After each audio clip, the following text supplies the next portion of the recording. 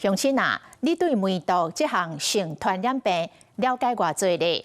根據着統計，最近這幾冬來，有愈來愈多少年人為着這種性病，甚至感染着梅毒的少年媽媽餵予新生兒，新生兒因此死亡。在資訊發達的今仔日，正確的性健康的風險，為什麼無法度阻止這種性病感染呢？唔那醫師提出着警告，民間團體甲健教老師嘛真擔心梅毒年輕化對後一代身心的衝擊。當這個性教育在學校甲家庭失去着討論的空間，青少年閣要安怎來面對着性病的風險呢？做伙來探討。梅毒比較可怕的地方，不是說讓你不舒服而已，它是會禍延子孫。性教育跟社會環境跟社群媒體就是互相拉扯。今天如果我們把性教育這一塊完全放掉，那等於下一代全部都被社群媒體、約會、交友軟體這些社群媒體的誘惑全部被拉走，那性病的問題只會越來越嚴重。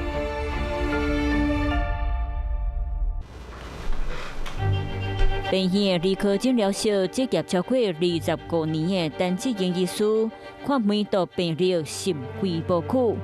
2024開始，我這2年看的病例大概是我職業生涯裡面的比我總和的還多，所以這2年真的是非常快速的增加，非常明顯。那除了青少年之外，新生兒的先天性梅毒也是這2年急劇的增加。在過去，兒科差不多和梅毒無關係，不過這條風險已經被打破。2026年的台灣，那未成年的案例開始變多，新生兒感染梅毒的病例嘛，不時的發生。這個是很不幸的案例，媽媽在懷孕中感染到梅毒，然後傳染給胎兒，然後造成胎兒後來死亡的案例。年輕的媽媽在懷孕期間，她感染到梅毒，在做產檢的時候就發現胎兒有窘迫啊，那個婦產科醫師就決定把孩子引產，生下來，生出來之後就整個是水腫，有非常嚴重的腦部出血，腦室內出血。那另外一個就是他有肝臟有非常嚴重的肝炎，因為這個孩子他是先天感染，所以他有很多器官其實已經受到這個細菌感染的傷害了，所以即使我們有效的治療，他還是沒有辦法很好的恢復。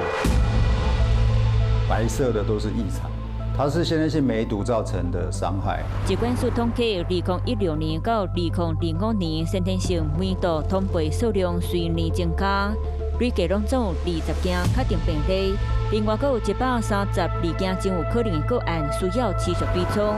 梅毒等慢慢在生命器官留下傷痕。先天性梅毒它會造成死胎、流產，或者是像這種生出來之後造成胎兒的異常，或者是在那個新生兒時期死亡，這個都是先天性梅毒這個造成的。那其他的性傳染病，像這些淋病啊，這些就不會這樣子，所以這是梅毒比較可怕的地方。所以梅毒不是說讓你這個不舒服而已，它是會禍延子孫。除了母仔隨着感染，梅毒大多數透過性行為或者是空嘴的黏膜接觸感染，不過初期的症狀無明顯，歹觀察。一般人可能大概不太容易自我診斷說我得到梅毒了。那梅毒它是分期，它在早期第1期的時候就是像那個潰瘍的樣子，第2期你如果沒有經驗的醫師，可能也不容易直接馬上想到梅毒，因為它就是發燒、疹子，然後有一點類流感症狀，全身痠痛、倦怠這樣子。還有時候全身淋巴腺發炎、淋巴結腫大。第3期它就是可以持續這個30年，可以持續到30年，等於你一輩子都會跟它在一起。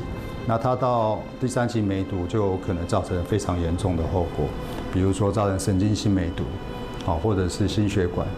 血管的梅毒，那個都是很嚴重的并發症。現在的標準治療還是盤尼西林，它其實是一個可以治癒的，一個很有效的治療方法。但這項醫師治療過真濟青少年的案例，伊認為感染梅毒和網絡交朋友見面發生性行為兩者密切相關。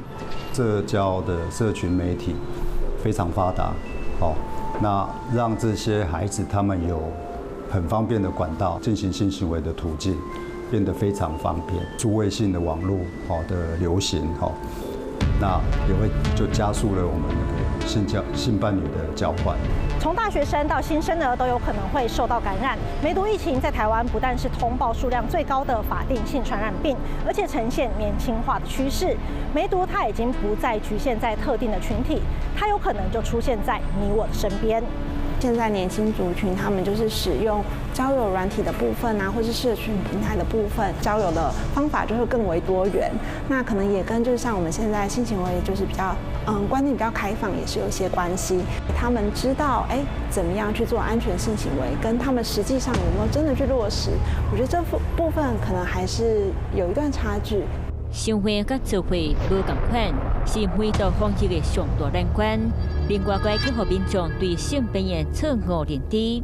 梅毒的話，其實得過了以後，其實沒有什麼免疫力或者是保護力的。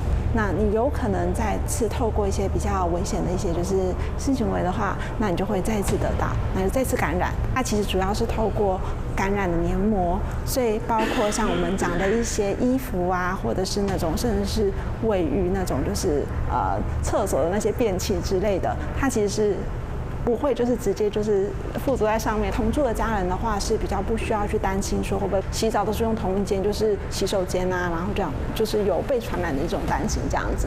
梅毒非典型的症狀，擱再加上性病有名的標籤，實際感染梅毒的人數，恐驚比官方知影的數字擱較濟。陸大姐，你好，你是擔心可能他透露說，這個 U 等於 U 的資訊可能不是真實的。民間組織來到幫站，甲這兩邊算唔敢對外求助的少年仔，甲因鬥相共。就是民間團體有一個橋梁跟過渡的角色，我們不是鼓勵性行為，也不是縱容說發生這件事情是怎樣，我們就是發生了，我們要一起解決。你不能做的事情，我們來做。對，我覺得我們的可近性會比較高。如果是檢驗的話，要做這個檢驗的話，其實你就到那個醫檢單位做。梅毒其實就要打抗生素或盘尼西林，那提早發現、提早治療。現在梅毒也有 PEP， 比如說暴露後預防性投藥。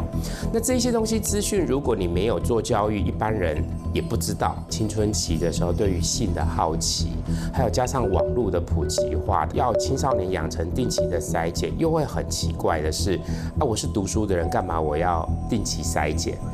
真正發生事情的時候，又不敢跟人家講。那又不知道去哪裡篩了以後又怕被貼標籤。用疫調的角度，他會覺得我講出來，然後我會害一群人，那我就不敢出來了。所以我覺得這個污名跟就是要讓他友善，而且又可以保護隱私，又不會涉及到他現在的交友。當梅毒少年化事件率提升的原因，指向網絡交朋友的素食性關係。這個社會被強勢日常通道，已經是上要緊的代誌。相入教育是蠻重要的，你去斷絕網絡或讓小孩不到網絡去，我覺得是不可行的。因為網絡對青少年就像空氣一樣，我們應該要外展到網絡去，不是去干擾他們的網絡生活，而是透過他們在交友的時候，我們跟業者可以跑出頁面來提醒他說，交友很 OK， 可是當你發生了有什麼問題，我們這邊可以提供篩檢，或是幫助你去面對。2005年的台灣兒童全面性教育的調查，結果發現國小5、6年級的囡仔性知識僅僅53分，囡仔性知識的來源有買一半來自網絡找找。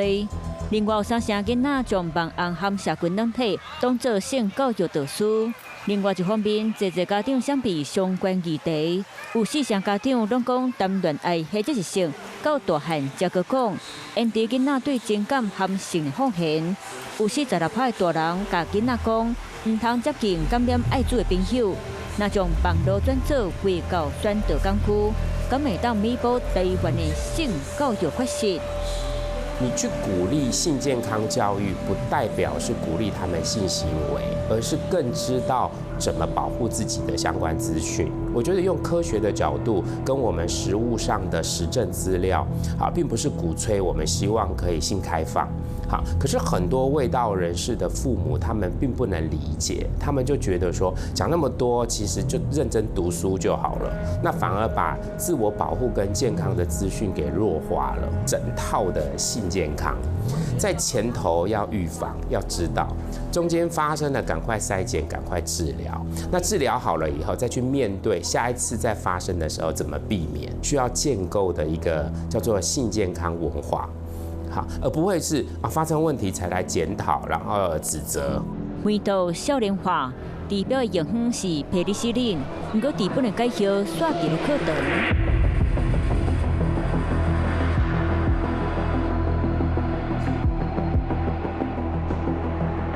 本身是公衛師，同時嘛是高中健康教育老師的蔡炳炎講，關於改變行為，這是關鍵。網絡時代的來臨。人手一機嘛，大家就會有很多社會上的誘惑啦、色情媒體啦。可是你不可能說阻止學生去接觸，因為我們都一直說你不要去看，不要去看。可是事實上，誰不會去看？但是問題來了，我們今天在談性教育最難的一個點，不是只教他性知識，最難教的是行為的改變。學生對於資訊的理解，因為資訊太多。他本身不知道這個資訊是對的還是錯的，發生性行為的頻率變多，也不懂得保護自己，性病當然就會跟着多。根據國健署調查講，10.6%的高中職學生爆發生性行為，國中生有1.3%。在現實的校園內底，未成年的學生對性健康恐驚嘛是半捌半唔捌。性病有講，艾滋有講，然後那個梅毒有講。生殖器皰疹也有講哦，但是梅毒的部分就這麼一小，根本不夠，因為課本寫的很少。目前在台灣有一個很謬誤的、迷思的保險套，就保護了全部梅毒、HPV， 他們都不是透過保險套就可以防護的，它可能皮膚接觸。你的陰囊、你的胯下、屬膝部，只要有碰到，就會得到梅毒。回歸到一個前提啦，你跟他發生不安全性行為的時候，你了解他多少？一定是燈光美、氣氛佳，這個就考驗到你內心的那一個抵抗誘惑的能力咯。所以就是又回歸到行為嘛。教育現場敢若當面對輸出報告和課程簡單化困境，是基礎的性教育，和後一代迷失方向。你16歲發生性行為，得了性病，生了小孩，誰幫你？爸爸媽媽。那你的性不是建立在負責任上面，也不是建立在愛上面，你的性是發生在爽度上面。那你如果沒有讓學生去了解這些過程，他不會知道。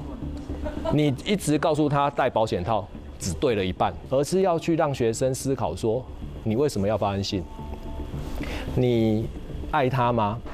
這一段情感值得你付出嗎？當性教育在咧課堂失去，貧困就真有可能在咧網絡大水，探旁冷坑。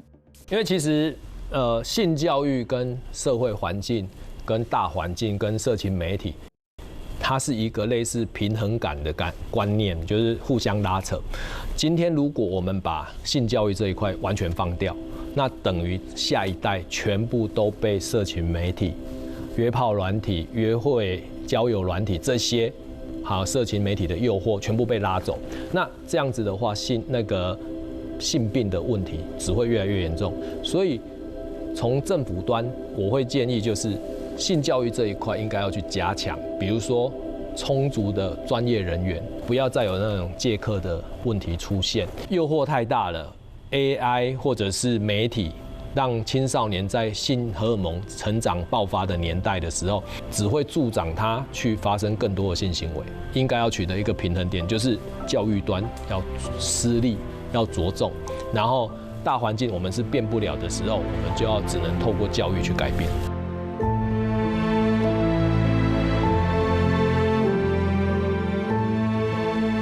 回到滲透數位時代。當人民看到性病標籤的背後真實的生命滾量，醫療、教育和社會，乃當做伙這一場理解的風暴棒，才有機會在這場貧困和青春的 Q 大賽比賽，Q 贏每一戰。